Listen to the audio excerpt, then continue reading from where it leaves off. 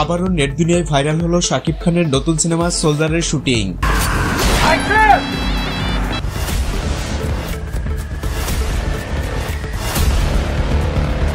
যেখানে তাকে দেখা গেছে মাথায় ক্যাপ পরে রাগান্বিত স্টাইলের ডায়লগ দিতে।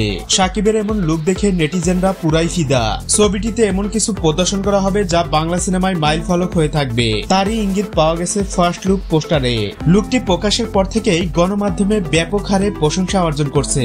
সোলজার নিয়ে অনেকের মতবাদ ছিল এটি যেহেতু ইচ্ছারা মুক্তি দেওয়া হবে তাই সেরকম কোয়ালিটি সম্পূর্ণ হবে না, কিন্তু ফার্স্ট লুক প্রকাশের পর এই ধারণাটা পাল্টে গেছে সবার। এর আগে শাকিব খান নিজ মুখেই বলেছিলেন এখন থেকে যেসব সিনেমায় কাজ করব সবই হবে কোয়ালিটি সম্পূর্ণ, আর সেই ধারাবাহিকতাই অব্যাহত রাখছেন তিনি।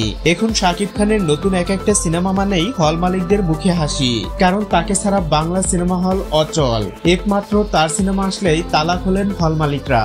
সো প্রিয় ভিউয়ার্স, সোলজার দেখতে আপনারা কতটা এক্সাইটেড জানাতে পারেন কমেন্ট করে। ধন্যবাদ।